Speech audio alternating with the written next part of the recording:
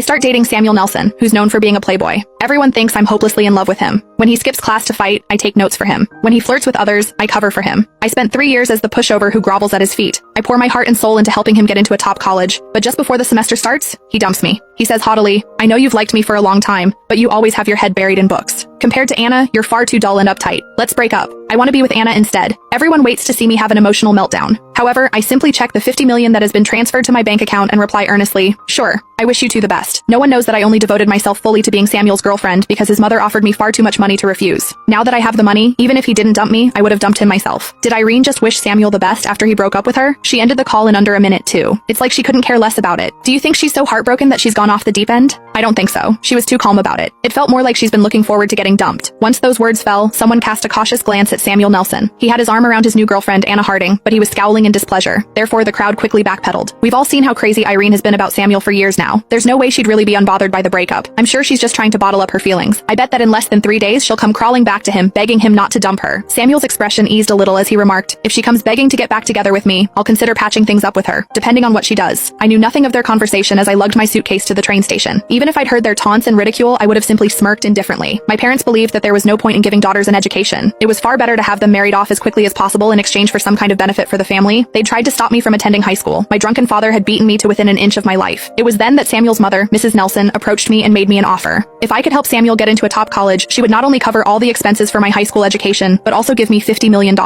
Had it not been for that, I would never have latched myself onto Samuel, who was famous for being the hottest guy in school, but also the one who should never be crossed. I wouldn't have let myself be at his beck and call, like the most loyal pushover. For 3 whole years, I did everything I could to turn the arrogant and defiant slacker into a high-achieving student who managed to earn a spot at a top college. Now that my mission was complete, I could finally leave with the money. I was nothing if not thrilled. During the 3 months of summer vacation, I got my foreign language certification and achieved intermediate proficiency in the Farvian language. I was able to successfully enroll in a college abroad. As I was about to board my flight to Bari in the country of Farvia, I got a message from Samuel, who seemed to want to mend our relationship. "Why did you block me everywhere? It's been an entire summer, Irene. Haven't you thrown your tantrum long enough? Even though Anna and I have gotten together, you and I can still be friends. Stop kicking up a fuss and unblock me." Every word dripped with his usual haughtiness. He seemed certain that I'd do what I'd done the last 3 years, that regardless of the ways he would willfully trample on my feelings, I would still obediently return to his side. I took out my SIM card and deftly broke it in half before tossing it into the trash can at the airport. With it, I discarded my unbearable past, which had been filled with schemes and humiliation. The plane soared through the sky, leaving all of my past behind. I started a new life in Bari with the $50 million from Mrs. Nelson. I chose to study at the top design academy. My days were filled with learning a new language, becoming familiar with a new culture, and balancing a heavy course load. Everything was a new challenge. But here, I didn't need to appeal to Samuel or a family that suffocated me. Instead, I was surrounded by my pencils, my sketches, and my dreams of the future. The years flew by in a blur. As a result of my hard work and talent, my jewelry designs began to shine at the major fashion weeks.